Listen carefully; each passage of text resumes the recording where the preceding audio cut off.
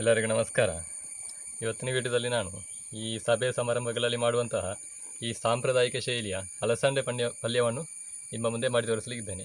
ನೋಡಿ, ಈ ಅಲಸಂಡೆ ಎಲ್ಲ ಚೆನ್ನಾಗಿ ಕಟ್ ಮಾಡಿ ಇಟ್ಕೊಂಡಿದ್ದೇನೆ. ಬನ್ನಿ ಇವಾಗ ಆ ರೆಸಿಪಿಯನ್ನು ಸ್ಟಾರ್ಟ್ ಮಾಡುವ.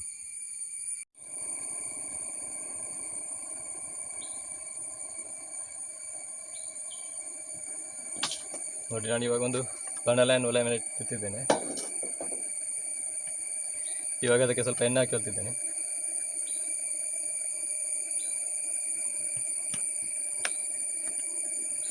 ಇವಾಗ ಎಣ್ಣೆ ಬಿಸಿಯಾಗಿದೆ.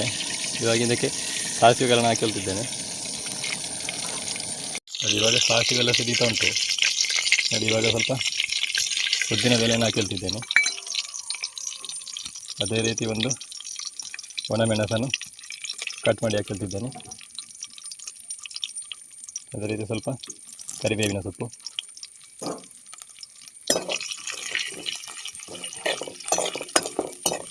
ಚೆನ್ನಾಗಿ ಎಣ್ಣೆಯಲ್ಲಿ ಫ್ರೈ ಮಾಡಿ ಕೊಡಬೇಕು.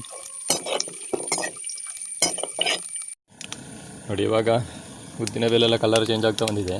ಇವಾಗ ಕಟ್ ಮಾಡಿಟ್ಟ ಅಲಸಂದೆಯನ್ನು ಇದಕ್ಕೆ ಹಾಕಿ ಅಲ್ವಾ.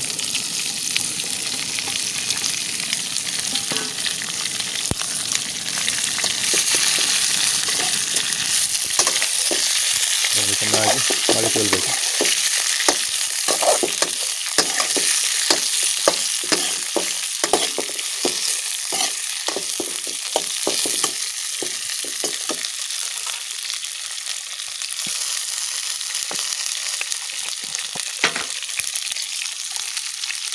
ಇವಾಗ ಇದಕ್ಕೆ ಅರಿಶಿನ ಪುಡಿಯನ್ನು ಹಾಕಿದ್ದೇನೆ.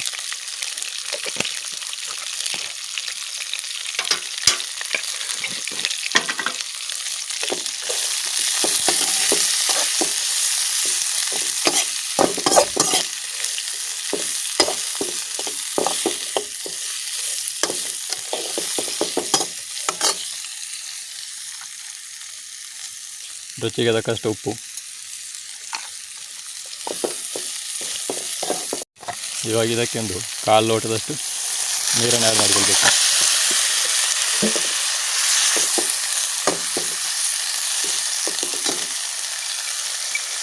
ಅದೇ ರೀತಿ ಒಂದು ತುಂಡು ಬೆಲ್ಲ.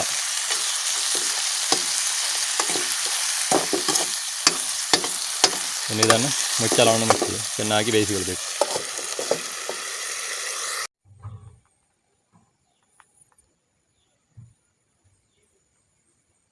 ನೋಡಿ, ಇವಾಗ ನಾವು ಇದಕ್ಕೆ ಸ್ವಲ್ಪ ತೆಂಗಿನಕಾಯಿ, ಒಂದು 1/4 ಟೀ ಸ್ಪೂನ್ ಆಗುವಷ್ಟು ಜೀರಿಗೆ, ಅದೇ ರೀತಿ 4 ಹಸಿಮೆಣಸಿನಕಾಯಿಯನ್ನು ಯಾವುದೇ ರೀತಿಯಲ್ಲಿ ನೀರನ್ನು ಸೇರಿಸದೆ ತರಿತರಿಯಾಗಿ ಗ್ರೈಂಡ್ ಮಾಡಬೇಕು. ನೋಡಿ, ನಮ್ಮ ಅಲಸಂಡೆ ಎಲ್ಲ ಚೆನ್ನಾಗಿ ಬೆಂದಿದೆ. ಇವಾಗ ನಾವು ಆಗ ಮಾಡಿಟ್ಟಂಥ ಈ ತೆಂಗಿನಕಾಯಿಯ ಗ್ರೈಂಡ್ ಮಾಡಿದಂಥ ಮಿಶ್ರಣವನ್ನು ಇದಕ್ಕೆ ಸೇರಿಸಿಕೊಳ್ಳುವ.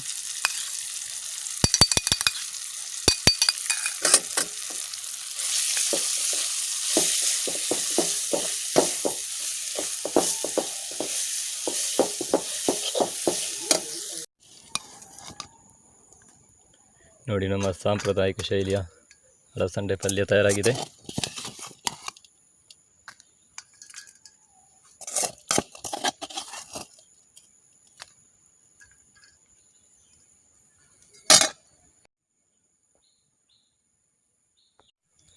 ನೋಡಿ, ನಮ್ಮ ಸಾಂಪ್ರದಾಯಿಕ ಶೈಲಿಯ ಅಲಸಂಡೆ ಪಲ್ಯ ತಯಾರಾಗಿದೆ. ಇವಾಗ ಟೇಸ್ಟ್ ನೋಡುವ. Super taste. ನೋಡಿದ್ರಲ್ಲ ಯಾವ ರೀತಿಯಾಗಿ ಈ ಸಾಂಪ್ರದಾಯಿಕ ಶೈಲಿಯಲ್ಲಿ ಅಲಸಂಡೆ ಪಲ್ಯವನ್ನು ಮಾಡ್ಬೋದು ಅಂತೇಳಿ. ಇವತ್ತಿನ ವಿಡಿಯೋ ನಿಮಗೆ ಇಷ್ಟ ಆಗಿದ್ದರೆ ವಿಡಿಯೋ ಒಂದು ಲೈಕ್ ಮಾಡಿ, ಶೇರ್ ಮಾಡಿ, ನಿಮ್ಮ ಅನಿಸಿಕೆ ಅಭಿಪ್ರಾಯ ಏನಿದ್ರು ಕಮೆಂಟ್ ಮಾಡಿ ಅಂತ ಹೇಳ್ತಾ ಇವತ್ತಿನ ವಿಡಿಯೋ ನಾನು ಇಲ್ಲಿಗೆ ಕೊನೆಗೊಳಿಸಿದ್ದೇನೆ. ಮುಂದೆ ಇದೇ ರೀತಿಯ ರೆಸಿಪಿ ವಿಡಿಯೋದೊಂದಿಗೆ ನಿಮ್ಮೆಲ್ಲರನ್ನು ಭೇಟಿ ಮಾಡ್ತೀನಿ ಅಂತ ಹೇಳ್ತಾ ಅಲ್ಲಿಯವರೆಗೆಲ್ಲರಿಗೂ ನಮಸ್ಕಾರ.